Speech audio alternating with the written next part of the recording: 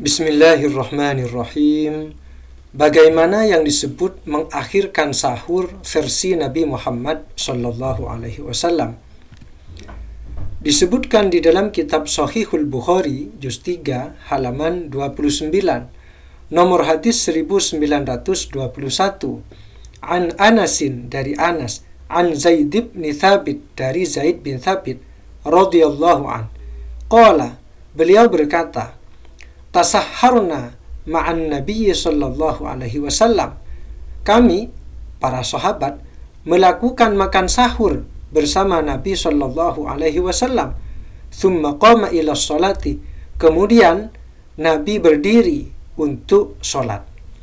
Qultu, maka aku berkata, aku Anas bertanya kepada Zaid bin Thabit, kam kana bainal adhani was sahuri? Berapa ukuran antara adzan dan sahur?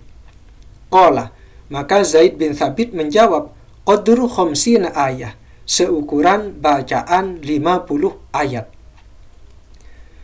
Mari kita lihat penjelasan ulama terkait hadis ini. Di dalam kitab Syarhu Shahihil Bukhari, kitab yang menjelaskan Sahih Bukhari, yang ditulis oleh Imam Ibnu Battal, juz 4 halaman 44. Babu qadri kam bainas sahuri wa salatil fajri. Bab ukuran berapa antara makan sahur dan salat subuh. Setelah mencantumkan hadis tersebut, maka Imam Ibnu Battal mengutip pendapat Al-Muhallab. Qala Al-Muhallab berkata, hadza yadullu ala ta'khiris sahuri. Hadis ini menunjukkan atas mengakhirkan sahur. Jadi yang dimaksud mengakhirkan sahur versi Nabi dan para sahabat adalah berhenti makan sahur dengan ukuran bacaan 50 ayat sebelum masuk pada waktu subuh. Jadi berhenti beberapa menit, yang jika bacaan 50 ayat ini dikonversi menjadi menit, itu sekitar 10-12 menit. Jadi yang dimaksud mengakhirkan sahur itu adalah melakukan makan sahur dan berhenti kurang lebih 10-12 menit sebelum subuh, atau seukuran 50 bacaan ayat Al-Quran sebelum masuk pada waktu subuh. Alasan mengakhirkan sahur ini adalah liyataqawwa bihi ala shaumi, supaya dengan mengakhirkan sahur itu bisa menguatkan kita terhadap puasa. Wa innama kana yuakhiruhu ilal fajril awal. Sesungguhnya Nabi itu mengakhirkan sahur sampai terbitnya fajar yang pertama. Jadi fajar itu ada dua. Ada fajar yang pertama, ada fajar yang kedua. Nah, Nabi dan para sahabat itu berhenti makan sahur ketika terbit fajar yang pertama, bukan baru berhenti ketika terbit fajar yang kedua. Nah, sholat subuh itu ketika terbit fajar yang kedua. Nah, jadi Nabi itu berhenti ketika fajar yang pertama itu sudah terbit. Jadi ketika fajar pertama terbit, Nabi dan para sahabat sudah mulai berhenti. Yang mana jaraknya di sini disebutkan seukuran bacaan 50 ayat. Jadi jarak berhentinya Nabi makan sahur menuju sholat subuh itu seukuran bacaan 50 ayat. Jadi bukan berhenti ketika adzan subuh berkumandang. Bukan begitu. Jadi beberapa menit sebelum itu Nabi itu sudah berhenti. Ini yang dimaksud dengan berhati-hati. Nah, sedangkan di YouTube ada seorang ustadz yang menjelaskan bahwa makan sahur itu, yang dimaksud mengakhirkan makan sahur itu berhenti ketika adzan subuh dikumandangkan. Jadi ketika adzan subuh berkumandang baru berhenti makan sahur. Tidak begitu. Ya. Jadi Nabi itu berhenti beberapa menit sebelum adzan subuh dikumandangkan. Bahkan ada seorang ustadz yang lebih parah lagi. Dia mengatakan bahwa boleh makan sahur sampai selesai adzan dikumandangkan. Jadi sampai selesai adzan itu sahur itu masih boleh. Baru kemudian ketika adzan telah selesai, sahur tidak boleh. Jadi selama dikumandangkan adzan masih boleh makan, kata ustadz tersebut. Oh, itu kesalahan yang sangat fatal. Itu menyesatkan sekali. Puasa umat Islam batal gara-gara fatwa itu. Kemudian yang juga penting untuk diketahui adalah bahwasanya adzan subuh yang dikumandangkan di Indonesia itu sudah diundur kurang lebih 2-3 menit setelah terbitnya Fajar Shadiq. Jadi di dalam kalender yang dikeluarkan oleh Kemenak, ya, jadwal waktu sholat itu sudah ada yang namanya waktu ikhtiyar. Artinya untuk berhati-hati, maka adzan subuh itu diundur 2 menit atau 3 menit setelah terbitnya Fajar Shadiq, supaya sholat subuh itu benar-benar dilakukan di dalam waktunya, sehingga diundur dari waktu yang sebenarnya.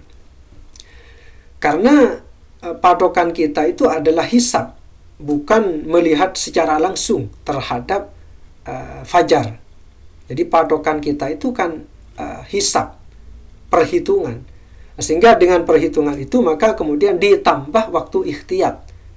Khawatir perhitungan itu meleset. Jadi seandainya menurut perhitungan terbitnya Fajar Shadiq itu saat ini, maka di kalender itu ditulis 2-3 menit setelahnya, supaya sholat subuh itu benar-benar telah masuk. Sehingga jika Anda itu masih makan sahur dan baru berhenti ketika adzan subuh berkumandang, maka sama halnya Anda itu makan sahur, ya, selama 2-3 menit setelah terbitnya Fajar Shadiq. Artinya puasa Anda batal. Anda wajib mengganti puasa di lain hari. Kemudian ada seorang ustadz yang keliru di dalam menjelaskan hadis ini.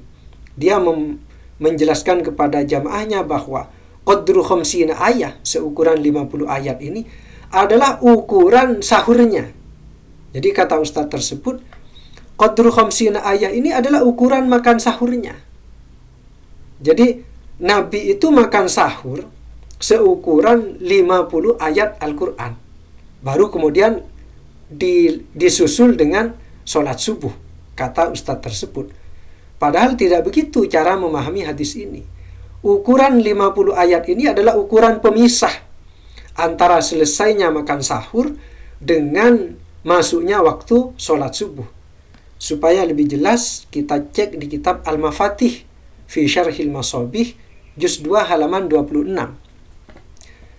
Jadi di dalam hadis yang lain teksnya begini, qadru ma yaqra'ur rajulu khamsina ayah, seukuran seorang lelaki membaca 50 ayat Al-Quran.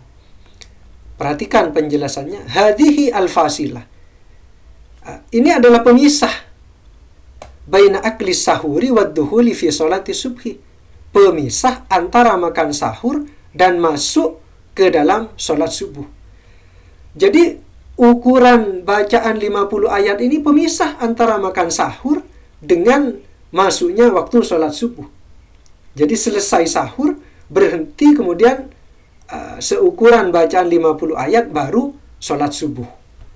Supaya lebih jelas lagi, kita cek di kitab At-Tawdih di Syarhil Jami'is Shahih juz 6 halaman 250. Terdapat redaksi yang lain dari hadis tersebut, yaitu kam kana baina faraghihima min sahurihima wa duhulihima fi sholati. Berapa ukuran antara selesainya keduanya, yaitu Nabi dan Zaid bin Thabit, selesainya mereka berdua dari makan sahur mereka dan masuknya mereka ke dalam sholat. Jadi jelas di sini jarak antara selesainya sahur, bukan ukuran makan sahurnya. Jadi jarak pemisah antara selesainya makan sahur dengan masuknya waktu sholat. Kesimpulannya, satu sunnah Nabi dan para sahabat adalah berhenti makan sahur seukuran seukuran bacaan 50 ayat sebelum masuk pada sholat subuh. 2. Bacaan 50 ayat jika dikonversi itu menjadi 10 sampai 20 sampai 12 menit. Jadi 50 ayat itu kalau dikonversi menjadi menit itu sekitar 10 sampai 12 menit atau mungkin 10 sampai 15 menit. Kemudian yang ketiga, pengumuman imsak di Indonesia itu sekitar 10 sampai 12 menit sebelum subuh. Jadi sudah sesuai dengan sunnah Nabi. Jadi jangan kemudian ini dituduh sebagai bid'ah mungkaroh. Nah, justru pengumuman imsak ini untuk menghidupkan sunnah Nabi, yaitu berhenti makan sahur dengan ukuran 10 hingga 12 menit sebelum subuh. Kemudian yang keempat, jadwal adzan subuh di Indonesia itu diundur 2 sampai 3 menit dari terbitnya fajar shadiq sebagai langkah ikhtiyat, berhati-hati, sebagaimana yang telah saya jelaskan tadi. Sehingga jika ada orang yang makan sahur dan baru berhenti ketika adzan subuh berkumandang, maka puasanya batal karena dia makan sahur setelah terbitnya fajar shadiq. Sedangkan puasa itu dimulai ketika terbitnya fajar shadiq. Nah, seandainya Anda tidak mau ikut pengumuman imsak dan mau berpatokan kepada adzan subuh yang ada di Indonesia, sedangkan adzan subuh di Indonesia itu diundur 2 sampai 3 menit, maka saran saya, Anda berhenti makan sahur sekitar 4 menit sebelum dikumandangkannya adzan subuh. Dan pastikan adzan subuh itu dikumandangkan dengan mengacu pada jadwal waktu sholat. Jika masih terlambat dikumandangkannya adzan, maka Anda harus lebih berhati-hati lagi. Jangan 4 menit sebelum subuh. Oleh sebab itu, menurut saya, ya, cara yang paling aman itu adalah mengikuti pengumuman imsak yang ada di Indonesia. Itu jauh lebih aman. Puasa Anda aman. Nah, meskipun Anda mau meyakini bahwa waktu imsak itu masih boleh makan, silahkan. Tetapi berhentilah ketika diumumkan waktu imsak itu, supaya puasa Anda aman.